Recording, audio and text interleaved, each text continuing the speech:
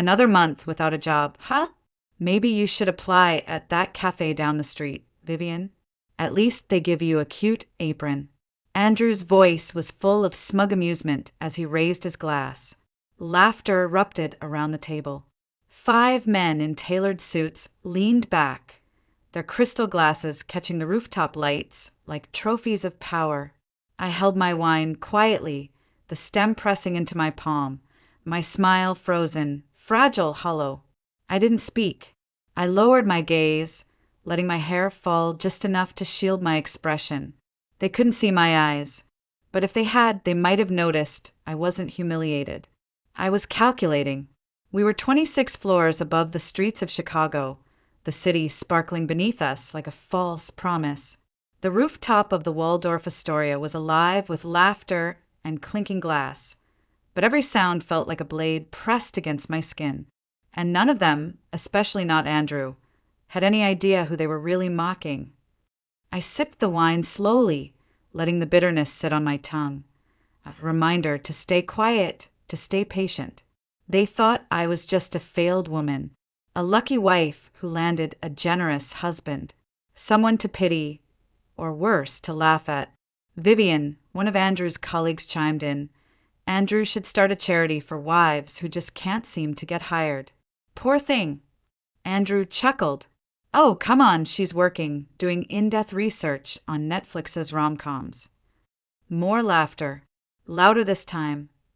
I didn't flinch. I'd trained myself not to. Years of this, being the punchline, the forgotten one at events, the ghost of a woman no one took seriously. But once I was loved by this man. Once, he looked at me like I was his partner. Now I was just a decorative shame, a convenient narrative, a quiet shadow behind his bright, boastful light. There were days I questioned myself. Was I not enough? Not strong enough, not smart enough? But deep down I knew who I was. I built an empire from the ground up, a tech security powerhouse trusted by the largest corporations in the country, a company worth 9 figures, and the very same company that signed the checks for every man sitting at this table. They didn't know. Not Andrew. Not his arrogant inner circle. Not a single one of them suspected that the woman they mocked was the founder and CEO of Colworth Systems. I didn't need to scream. I didn't need to storm out. Revenge is best served, not just cold, but perfectly timed. And time was the one thing I had mastered. Tomorrow morning, I would walk into that boardroom, not as a joke, not as Andrew's unemployed wife, but as the woman who owned their titles, their futures, and their fate. And I would take it all back. But for tonight, I let them enjoy their illusions. I placed my wine glass gently on the table, leaned back in my chair, and smiled to myself. Laugh while you can, I whispered under my breath, because tomorrow none of you will be laughing. Andrew Cole was not always this cruel, at least not in the beginning. We met 10 years ago at a cybersecurity conference in San Francisco. I wasn't looking for anyone. I had just landed my second round of funding for Colworth Systems and was too consumed by code and contracts to care about romance. But Andrew was charming, warm, attentive, just the right mix of confident and careful. He saw me standing alone with a drink and asked about the book I was reading. Not my outfit, not my hair. That mattered to me. He listened when I spoke, asked questions, laughed at all the right moments without sounding performative. He made me feel like I could exhale, like I didn't have to perform to be seen. When we started dating, I didn't tell him who I really was. Not because I didn't trust him, but because I wanted to believe love could exist without power attached. So I told him I was a freelance financial consultant, struggling to build a client base. I lived in a modest apartment in Lincoln Park, drove a pre-owned Civic, wore clean but forgettable clothes. It was the version of me no one expected anything from, and Andrew embraced it. At first, he was supportive. He made breakfast on Sundays, edited my fake client presentations, even encouraged me when I pretended to be rejected from jobs I never applied for. I remember thinking, Maybe this is real. Maybe I could just be Vivian, not Ms. Colworth. But then things shifted. Slowly, subtly. The compliments faded. The gentle encouragement turned into passive-aggressive jokes. "Still working on that resume," he'd say while brushing his teeth. "You know, not everyone's cut out for the corporate world." He stopped asking about my day, stopped pretending to believe in me, and that's when I realized something painful. Andrew didn't fall out of love with me. He fell out of love with the version of me he thought he could rescue. He needed to be the hero, the provider, the one who saved the woman with no power. The moment he felt I was no longer grateful, I became disposable. By the 3rd year of our marriage, Andrew had fully reinvented himself. New wardrobe, new haircut, expensive watch, and a sudden obsession with boardrooms and buzzwords. He made sure everyone knew he was a self-made success, rising through Colworth's ranks on sheer brilliance alone. He loved the sound of his title, Executive Vice President. I had given him that title. I had approved his promotion, and he never once asked how he got there, because in his mind it was all him. Sometimes I'd catch him staring at himself in the mirror, adjusting his tie, murmuring things like, "They need me in the room," or "I lead this company." And every time, I'd smile politely, pour his coffee, and wonder how long it would take before he crashed. I never corrected him, never hinted at the truth, because the longer he underestimated me, the harder the fall would be. I kept my power in shadows, built layers of protection, alternate names on documents, a network of silent partners, legal shields that placed me in control without ever being seen. And all the while, Andrew thought he was the star, thought he was the one steering the ship. He didn't know he was standing on a stage I built, a stage that was now cracking beneath his feet. People think revenge starts with anger. Mine didn't. It started with grief. The grief of realizing the man I once loved only the version of me that made him feel powerful. And once I outgrew that version, he had no use for me. That's when I stopped trying to win him back and started building the world he'd never survive in. The world I would reveal tomorrow morning. It began with a whisper, not in a boardroom, but in the hallway outside one. A young intern named Carla, barely 22, bright as daylight and shaking like a leaf, was crying near the elevator banks. No one stopped, except me. She didn't recognize me, of course. No one did. That was the point. I asked if she was all right. She said nothing at first, just wiped her tears and tried to smile. Then I gently said, "You don't have to pretend." And that's when she broke. They had cornered her after a product demo, told her she wasn't team material, that her blouse was too distracting for a workplace filled with serious men. I didn't need to ask who they were. I already knew. That was the moment the grief I had been carrying turned into steel. It wasn't just about Andrew anymore. It was about every woman in that building who was told to smile while being stepped on. It was about every brilliant idea dismissed, every voice silenced. So I stopped waiting, and I started building. I hired the best private investigators money could buy. Former federal agents, data recovery specialists, forensic accountants.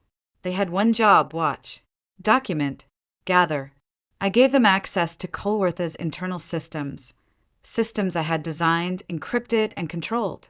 Every email, every Slack message, every calendar invite and late-night business dinner receipt came through me. Within 2 months, I had enough to make the Securities and Exchange Commission raise an eyebrow. But I wasn't done. I wanted to understand how deep the rot went, so I created a new identity, not as Vivian Cole, not as the CEO, but as Sophie Rayner, an unemployed data analyst, mediocre on paper, no connections, no glow, just another name in a sea of applications. And Colworth Systems, my company, welcomed me in the same way it always did women like me, with arrogance, with disdain, with a smirk. The interview was conducted by three of Andrew's closest lieutenants. I knew their names. I'd once approved their bonuses. They didn't even pretend to read my resume. One looked me up and down with a smirk. "You've been unemployed for how long?" he asked. "Almost a year," I replied softly, playing the part. Another one chuckled. "Yikes. Job market's rough out there, huh?" I could see the contempt dripping from their posture. I could feel the way they mentally discarded me. To them, I was invisible, and that's exactly what I needed to be. One of them started texting mid-interview. A minute later, all three phones buzzed at once. I didn't need to look. Andrew was laughing somewhere. He knew I was there, and like always, he thought I was harmless. I walked out of the room with no callback, no offer, no "we'll be in touch." But I had something better. I had a front row seat to their rot, how they dismissed talent, how they reinforced their boys' club, how they ran this company like a fraternity with a $1 trillion client list. That night, I didn't cry. I didn't rage. I just opened my laptop and started labeling files. Financial fraud, workplace harassment, insider trading, suppressed HR complaints, sexist internal memos, corruption contracts. It wasn't a revenge file. It was a reckoning folder. I wasn't just going to fire them. I was going to expose them. Not for me, but for every single person they crushed under their Gucci loafers. The storm was coming, and this time, I would be the one holding the thunder. The interview lasted exactly 15 minutes, but it taught me everything I needed to know. I walked into that glass-walled conference room on the 7th floor of my own building, wearing a suit I bought at a second-hand store. The hem was slightly frayed. The shoes were scuffed. I had tied my hair back in a way that said, "Trying too hard to look professional." I looked unremarkable. That was the point.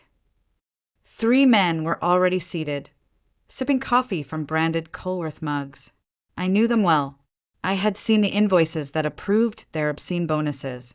I had seen the vacation photos they posted from company retreats that excluded women. They didn't look up when I entered. "Take a seat," one of them said, scrolling on his phone. I sat, smiled politely, waited. Another man flipped through my printed resume like it was a napkin. "You've been unemployed for a while," he said flatly. "Yes," I replied. "Since my last contract ended, I've been looking for something long-term." He raised an eyebrow. "Any reason nothing's worked out?"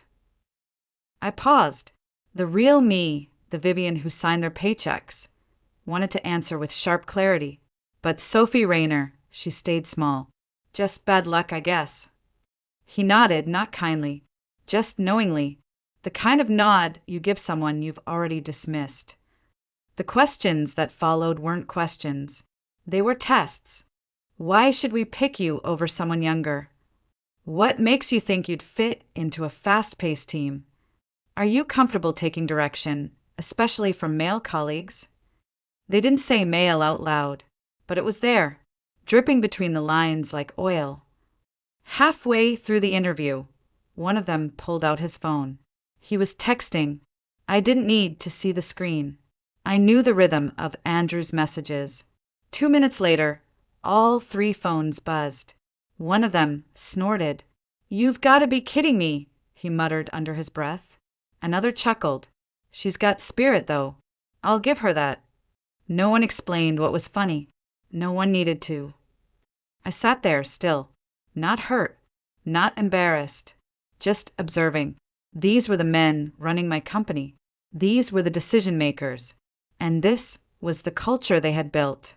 I answered their questions calmly, softly, without confrontation, because I wasn't there to be hired. I was there to remember. When it ended, they didn't shake my hand, didn't offer a smile or a thank you. One of them just said, "We'll be in touch." And I nodded, knowing they never would be. I walked out through the hallway of my own building, walls I had designed, floor tiles I had approved, and no one recognized me. That anonymity should have hurt, but instead it freed me. Back in my apartment, I didn't cry. I didn't rage. I sat down at my desk, opened my laptop, and moved the interview folder into a new subdirectory. Final layer. Because now I had everything. Proof of corruption. Proof of abuse. Proof of a culture designed to humiliate, discard, and silence. And now I had seen it from the inside.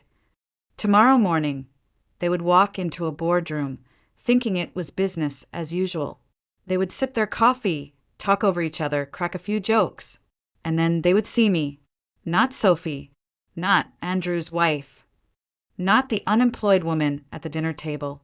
But me, Vivian Cole, founder, CEO, and the storm they never saw coming. The morning sun hadn't even warmed the sidewalks when I stepped into the lobby of Colworth Systems. But already there was tension in the air. Executives rushed past, phones in hand, murmuring about contracts, forecasts, end of quarter pressure. They nodded at me with polite indifference, none of them recognizing the woman behind the tinted glasses and structured navy coat. That was fine. Let them underestimate me for a few more minutes. I took the elevator to the top floor, the executive level. Normally, I entered through the back, using a private corridor meant for confidential meetings. But not today. Today, I wanted every single person in that building to see me walk in through the front. The boardroom was already filling up when I arrived. Long mahogany table, floor-to-ceiling windows offering a sweeping view of downtown Chicago.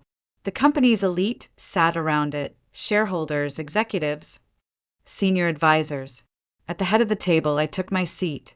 No fanfare, no announcement, just quiet authority. Behind me, a massive LED screen displayed nothing but the company logo. For now. The door opened again. Andrew walked in, followed by his 4 closest friends, all grinning, laughing about some joke I didn't care to hear. They hadn't seen me yet. Not until Andrew turned to take his seat at the other end of the table, and froze. His smile faltered. Eyes narrowed. He looked around the room, confused, searching for context that didn't exist.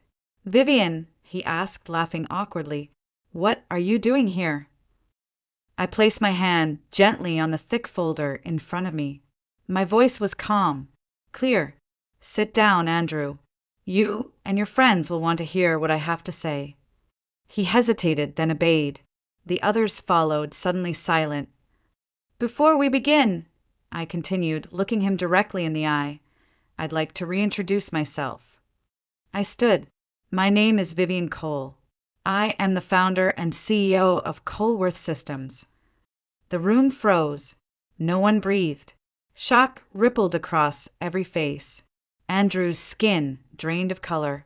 One of the other men whispered, "You're lying," but I didn't need to argue. I clicked the remote. The logo on the screen vanished. In its place, documents, spreadsheets, emails, recordings, each one time-stamped, verified, irrefutable. "For the past 2 years," I said evenly, "you've stolen from this company. You've abused your power. You've manipulated contracts, leaked confidential data, and fostered a culture of humiliation and exploitation." No one spoke. No one blinked. Every single transaction has been documented. Every dinner billed to the company card. Every private message you thought would stay private is on this screen. I turned to Andrew. "And no, I haven't forgotten the way you mocked me in front of your friends.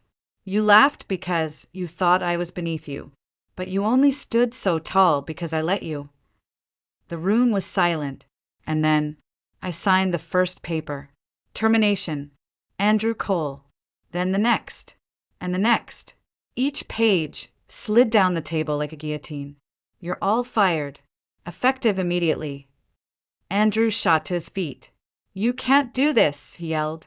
"I'm the vice president. You were," I cut in, cold as glass. "You never built this company. You were just lucky enough to ride the wave until it drowned you." The doors opened. Security entered. Not rushed, not dramatic, just prepared. Andrew turned to his colleagues, but no one moved. No one defended him. They kept their eyes down. He was alone. You have 10 minutes to collect your things, I said. Your access has already been revoked. Leave quietly before I make this even uglier. He stared at me and saw nothing left to fight. One by one, they were escorted out, not as executives, not as power players, but as disgraced men who never saw it coming. And I didn't even watch them go. I had better things to do, starting with rebuilding the empire they tried to poison. By the time I returned to my office on the 40th floor, the news had already spread. Someone had leaked footage, probably one of the shareholders, or maybe someone in legal. The clip was only 47 seconds long, but it was enough. Andrew's face, frozen mid-outburst. My voice, sharp and unwavering. You were just lucky enough to ride the wave until it drowned you. The video went viral before lunchtime. Financial blogs ran with it first. CEO shocks boardroom with mass termination. Colworth Systems purges top brass after secret corruption probe. Then came the business networks. Then Reddit. Then TikTok. Someone even started a trend. Hashtag the Vivian effect. But I didn't care about hashtags. I wasn't chasing headlines. This wasn't revenge porn. It was justice finally breathing. Within hours, recruitment firms began withdrawing offers made to Andrew's friends. 3 of their wives filed for divorce, 2 the very same day.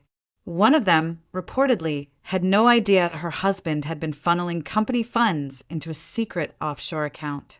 And Andrew, the man who once wore a $12,000 watch to family dinners, the man who once referred to me as his philanthropic project, he had become a ghost.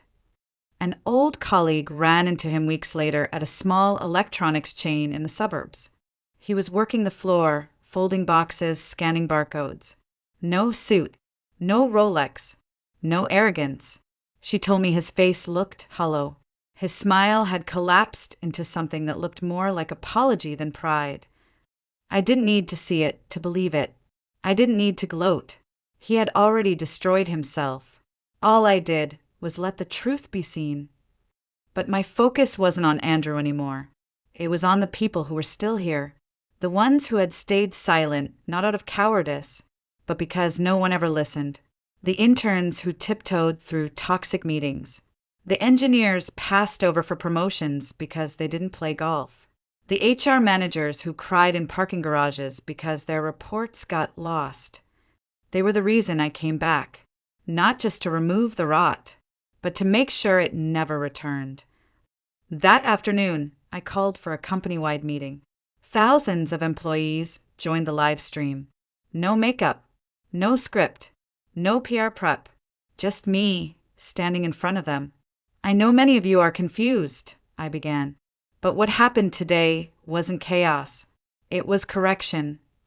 And then I told them everything. The investigations, the corruption, the cover-ups, the silent hands that guided so many good people out the door. I ended with this. We're not going back to what Colworth was. We're building something new. And this time, no one will be left behind. After the meeting ended, I stayed in the room alone. Dozens of messages poured in. Some were thank yous, some were apologies, but the one that stuck with me came from Lisa. Lisa Hull, a brilliant software engineer forced out 3 years ago because she refused to attend Andrew's Friday networking parties. Her message was short. Do you really want me back? I replied instantly. I don't just want you back. I want you to lead our AI division. 3 days later, Lisa walked back into Colworth Systems, and for the first time in years, the hallways didn't feel heavy. They felt alive. Smiles returned. Doors stayed open. Ideas were shared, not stolen. It wasn't just a company anymore. It was hers, theirs, ours. And I finally felt like I belonged too. Rebuilding a company isn't about replacing people. It's about rewriting the story they were forced to live in. That's where I started. The first thing I did was clean house. Not just the executives, but everyone who had enabled them. HR directors who buried complaints. team leads who laughed off harassment as office banter, managers who punished women for saying no. They were gone. Not with cruelty, with clarity, because this wasn't vengeance. It was accountability. Then I opened every channel that had once been sealed shut, an anonymous reporting system, a direct whistleblower hotline, unfiltered, unanswered by layers of bureaucracy, a promise written in plain English. You will be heard. And for the first time they were. I remember the first week after the purge, walking through the halls and catching conversations I hadn't heard in years. Laughter, not the sharp kind, cutting, cruel, exclusionary, but the soft, startled kind that bubbles up when people realize it's safe to breathe again. Within a month, we brought back 23 former employees, women, minorities, people with voices that had once been too loud, too emotional, too much. Now they were exactly enough. I launched a mentorship program, not just for optics, for action. Each senior leader was paired with a new hire, many of them women in tech, first-generation graduates, or returning professionals who had left toxic workplaces. They weren't told to prove themselves. They were told, you belong here. Let's build together. Lisa, the engineer Andrew had once pushed out for not being a team player, was now leading our AI research division. Her team? Handpicked from talent previously overlooked. Within weeks, they had already developed a prototype that stunned one of our largest clients. And the best part? No one in that room tried to take credit for it. We implemented leadership ethics training, not a once-a-year seminar, but real, hard conversations. What power means, what trust looks like, what silence can cost. I wasn't interested in empty apologies. I wanted transformation. And slowly, I saw it happening. People began speaking up. Meetings started ending with consensus, not resentment. Managers began asking, "How are you doing?" And meaning it. The air changed. The energy changed. We weren't perfect, but we were trying, and that mattered. One afternoon, I walked past the break room and stopped in the doorway. Lisa and her team were gathered around a whiteboard, arguing playfully about a new interface design. Someone made a joke. They all burst out laughing, and no one looked over their shoulder. No one flinched. No one whispered. It hit me, right then. This was the company I had always dreamed of building. Not polished, but proud. Not afraid, but free. I didn't say anything. I just watched and smiled, because this wasn't my victory. This was ours. And for the first time in years, I no longer felt like I was rebuilding something broken. I was finally building something whole. I didn't hear from Andrew after that day. Not a call, not a letter, not even one of those passive-aggressive texts he used to send that read like apologies but never said sorry. He disappeared, and I didn't go looking. But news has a way of finding you when you've made peace with silence. 3 months after the purge, an old friend from Stanford texted me, "Saw your ex at Best Tech in Schaumburg, selling printers." I stared at the message for a moment, rereading the words. Not because I didn't believe them, but because a small part of me still remembered the man who once held my hand in the rain before ego hollowed him out. She sent a photo. I didn't ask for it, but she did anyway. Andrew stood behind a counter in a red polo shirt and khakis, staring down at a barcode scanner. There was a smudge on his glasses. His shoulders slumped forward like the weight of his own choices had finally caught up to him. He wasn't angry. He wasn't bitter. He was empty. The man who once laughed as he mocked me over steak and red wine now explained warranty policies to customers who barely looked up from their phones. There was no grand downfall, no scandalous tell-all, just slow erosion, the kind that strips you, layer by layer, until there's nothing left but the echo of who you used to be. I learned later that he had tried to sue Colworth for wrongful termination. He lost, of course. The evidence was airtight. His attorney dropped him halfway through. His name was scrubbed from every corporate archive. Articles that once praised his leadership acumen were quietly edited. He became what so many mediocre men become when the scaffolding of privilege collapses: forgettable. Someone once asked me if I felt sorry for him. I didn't. Pity implies that something tragic happened to him. But nothing happened to Andrew. Everything that came he built with his own hands. And when the walls fell in, he was holding the hammer. There's a kind of justice that doesn't need courtrooms. It comes in the form of silence, of irrelevance, of watching the world move on without you. He used to believe the world revolved around him. Now, even his shadow doesn't linger. I never responded to my friend's photo. I just looked at it once, then deleted it. There was nothing more to say, nothing more to feel, not even satisfaction, just closure. Because in the end, this story was never about Andrew. It was about the system that let him rise, and the woman who tore it down, piece by piece, smile by smile, silence by silence. And now it was done, not with fire, not with fury, but with truth, and the calm that follows it. There are days when I still wake up before the sun. Old habits die slowly, but I don't rush anymore. I pour my coffee slowly now. I open the windows. I let the light in. And sometimes I just sit in silence, not out of sadness, but because the war is over, and I won. Not the kind of victory people post about. Not champagne on rooftops or viral headlines. Those came and went. The real victory is quieter. It's walking through the halls of Colworth Systems and hearing laughter that doesn't shrink into silence when a man walks by. It's seeing women lead meetings without explaining their credentials 3 times. It's interns asking hard questions without fear of being labeled difficult. It's watching a culture change because someone finally said, "No more." I don't run every meeting now. I don't need to. I've built a team that doesn't just protect the mission, they embody it. Colworth is no longer my company. It's ours.